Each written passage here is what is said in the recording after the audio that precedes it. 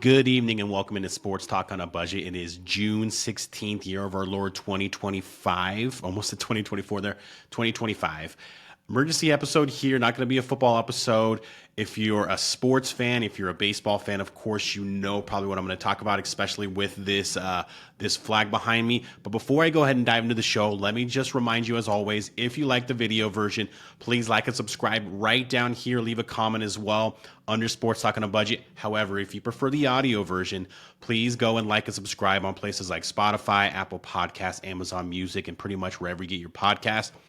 But with all that being said, let's go ahead and jump into the show. Just going to be one topic today, going to be a pretty quick show, but this show is going to be my full reaction to the Rafael Devers trade yesterday, sending the star third baseman and DH from the Boston Red Sox, my Boston Red Sox, as you can see if you're watching on video, the flag behind me, to the San Francisco Giants. Going to digest the move, why it happened, what led to that, and everything.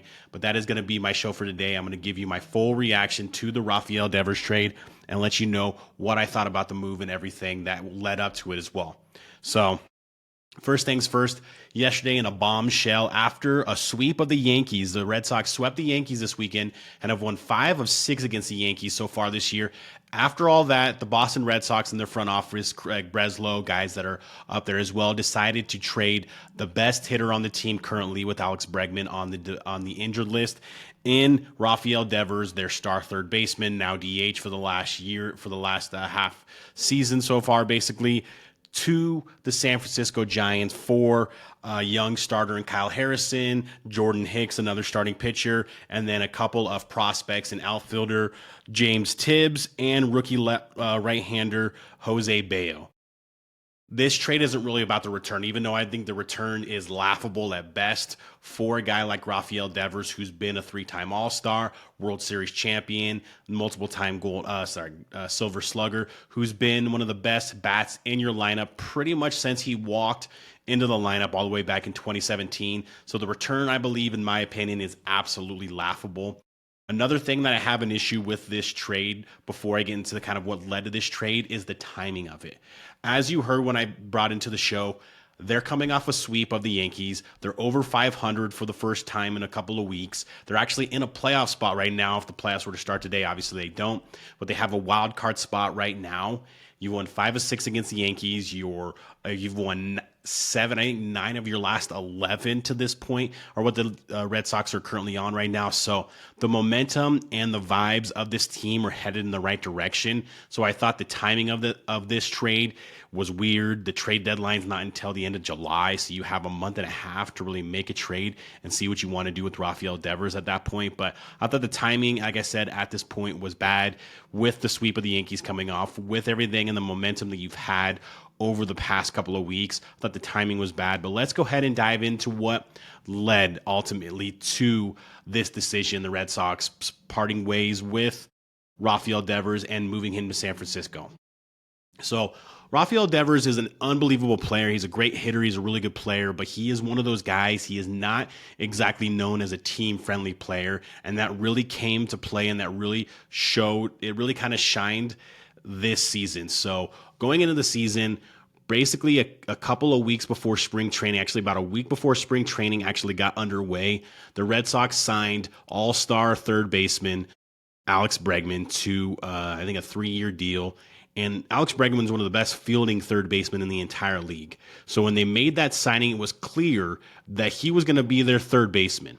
And that if Rafael Devers was going to stay in the lineup, which of course he was, because you can't keep that bat out of the lineup as long as he's on your team, was going to have to be DH. And when that news first came about, Rafael Devers and his team were not happy with that decision. They were not happy with that decision. They said he said himself, I'm a third baseman. I play third base. I don't DH. So at first, there was already friction because of the signing of Alex Bregman that led to the moving of him to DH. It took a couple of days and Alex Core to kind of convince him, hey, you're going to be our DH. We just signed one of the best fielding third basemen in the entire league. You are going to be our DH, and you're just going to have to deal with it. This is about the team. This isn't about Rafael Devers.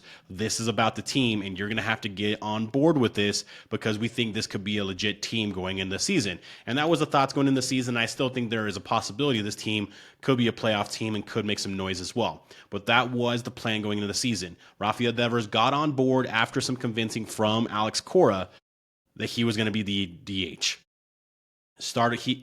Rafael Devers, and then the season starts. Rafael Devers had an awful start. I think he was like one of his first 23 at bats with like 15 or 16 strikeouts. Had an awful start to the season, but then righted the ship about early to mid-April. Righted the ship and has really been a good hitter for this team for the last couple of months. He has 58 RBIs, which is good for third in the entire league and second in the American League, only behind Aaron Judge. He has 15 home runs, hit one yesterday against the Yankees, hit one last week against the Yankees. He is a Yankee killer and has been since he stepped foot and hit that home run in the ninth inning against Aroldis Chapman back in 2017. So he has been he's been up and down of late, but he had a stretch there from mid-April to about late May where he was one of the best hitters in the entire league in that stretch. He still leads the team in home runs. He's still, like I said, is third in RBIs in the entire league, second in the American League. So he's still a very valuable hitter and a very valuable player at this point. The question was going forward is what are they going to do with Rafael Devers going forward? Is he going to get in line? Is he willing to do things for the team, for the benefit of the team? And then another thing that happened, I believe in late April, early May, was the injury to Triston Casas. So Triston Casas, who had been the starting first baseman last year and the starting first baseman this year for the Boston Red Sox, gets injured, and he's going to be out for the year and maybe even longer. It's a bad, massive injury. And there was rumors at that point like, okay, well, maybe Rafael Devers will learn first base. A lot of third basemen can play first base and vice versa, kind of things like that. Maybe he'll learn how to play first base, and maybe he'll be the first baseman with Bregman at third before that injury. And Rafael Devers had no interest in playing first base, no interest in taking fielding practice or practicing at first base, zero interest in playing first base. And so that was another bad look against Rafael Devers in this season. And obviously management for the Boston Red Sox was not happy with that decision. Then last month, Alex Bregman gets hurt. Alex Bregman was the best player for the Red Sox before he got hurt. Obviously one of the better fielders for the Red Sox as well. A team that's having a real struggle in the field right now, leads the league, or is at least second in errors, only behind a team in the Rockies who may end up losing the most games in MLB history in a single season. So you lose your Gold Glove third baseman, and it was almost just like, okay, well, Rafael Devers is the backup third baseman, right? Like he's just going to go play the field. No. He was even hesitant to get back out there and play third base for this team as well. You could see he kind of dug and he's like, I'm the DH now. This is where you put me. I'm the DH. I'm just here to hit. And so those actions, whether it was after signing Alex Bregman, not willing to go to DH and having to be talked into going to DH, then the Triston Casas injury, not willing to even entertain the idea of him playing first base, and then the whole issue after Alex Bregman gets injured and him saying, I'm not a third baseman anymore. You said I was a DH. You said I'm here to hit, so I'm just here to hit. All of those things led to what happened yesterday. I totally and 100% believe that management was done with Rafael Devers. Even if he had an unbelievable last 2 months and was just over 20 home runs, top 5 in home runs, RBI average, even if he was doing all that, I believe after the Triston Casas thing where he wasn't willing to give any interest in playing first base, I believe management had turned the page and they were going to find a way to get Rafael Devers out of Boston. And you can kind of understand where they're coming from there because they've had team-friendly players, whether it was Mookie Betts, whether it was David Ortiz back in the day. They've had team-friendly players, and that is kind of a town. Boston is kind of a town. I mean, the dynasty in that town for over 20 years was the New England Patriots, and that was a team built on accountability, and you do what's best for the team and not for the individual. And so that's kind of what that town and that city of Boston kind of emulates themselves after. And when you have a player like this, and yes, I love Rafael Devers. I think he is one of the top 10 hitters in the entire league right now, but when you have a kind of player like that and when things get as contentious as they were, that's what led to this trade happening yesterday. And that's what led to Rafael Devers no longer being a Boston Red Sox. Looking at the trade as a whole, like I said, I don't love the timing. I hate the return. I don't think this was the right time for it. I think that I think you could have waited out the season, maybe deal Devers in the offseason. Or if you look like, things aren't going right, or if Alex Bregman comes back healthy, maybe you deal Devers at the deadline. But to do it right now off the momentum that the Red Sox had built the last couple of weeks and how they've looked over the last couple of weeks, I thought was poor timing and can really kind of kill that momentum, especially in a clubhouse. Even though Rafael Devers isn't the leader of that clubhouse, he's not the most favorite person in that clubhouse, he is loved in that clubhouse because people know just how good of a player and how good of a hitter he can be. So the timing I thought was terrible. The return I thought was terrible. I thought you could have gotten a lot more for Rafael Devers than you did. Kyle Harrison is a nice young pitcher, but he's still kind of a prospect at this point. Jordan Hicks he's having a bad year. He has a 6.45 ERA. He's like 1-5 on the season. And then you got a couple of mid-level prospects. Not great prospects. You didn't get their top prospect, who's one of the top prospects in the entire league, who you probably should have pushed harder to get. So you got a couple of mid-level prospects, but a huge thing that isn't talked about that much about this trade was the fact that the Giants were willing to take on the rest of Rafael Devers' salary, and that's over $250 million. So that opens up a ton of cap space for the Red Sox. Are they going to be active at the trade deadline? Are they going to be active next year again in free agency in the offseason? That's going to be a huge, because this fan base is not happy. This fan base is not happy. They're not happy with the direction of this team over the last couple of years. They're not happy with management over the last couple of years. And then you go and trade the last player remaining from that 2018 World Series team, which was one of the best teams in MLB history as far as statistically saying. So you trade the last player left on that team. Now, like I said, you have a ton of cap space because the Giants are willing to take on that entire contract.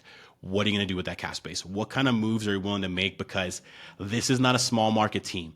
This isn't the Rays. This isn't the Royals. This isn't the A's. This is the Boston bleeping Red Sox. And you don't operate like this. You shouldn't be operating like this where you're taking just terrible trades.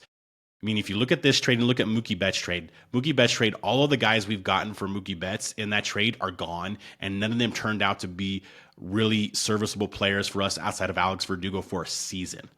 And now you're looking at the trade here. They've already optioned and sent Kyle Harrison down to AAA, so that's a red flag right there. Not a good sign right now for the Red Sox. Like I said, I understand why they were wanting to move off of him because of all the contention over this season, over the offseason, and during the season as well. I get that. I get Devers wasn't the most likable guy. He wasn't the most team-friendly player guy. I just don't love the timing, and I don't love the return. So we'll see what happens. I'm going to give the Red Sox a little bit more leeway because of the cap space that this has developed. And there are reports out there that they're going to be aggressive and they're going to be buyers at the trade deadline because they believe in the direction of this team with or without Rafael Devers. And now that is without. So I will give them a little bit of leeway, but the clock is ticking for the Red Sox and that front office to go ahead and make some big moves this trade deadline to kind of get some trust back from the fan base because the trust is gone and they need to get it back. So at the end of the day, didn't like the timing, didn't like the return, understood the reasoning though, but the clock is ticking and the pressure is on this front office for the Boston Red Sox to get things right and get some trust back with your fan base. So that was my reaction to the Rafael Devers trade. Felt like I had to have some sort of reaction. If you watch my video podcast, you see this flag behind me, both the Patriots and the Red Sox flag every single time I record. So I feel like I had to have a reaction. There is my reaction. I am not happy, but I understand the situation, but I am putting pressure on this front office to make things right and get some trust back with the fan base. So thank you for watching and listening to this podcast. Again, if you like the video podcast, please like and subscribe right down here on Sports Talk on a Budget, and maybe leave me a comment with your reaction, whether you're a Red Sox fan or not, to this Rafael Devers trade. However, if you prefer the audio version, please go like and subscribe on places like Spotify, Apple Podcasts, Amazon Music. Thank you again for watching and listening, and have a great day.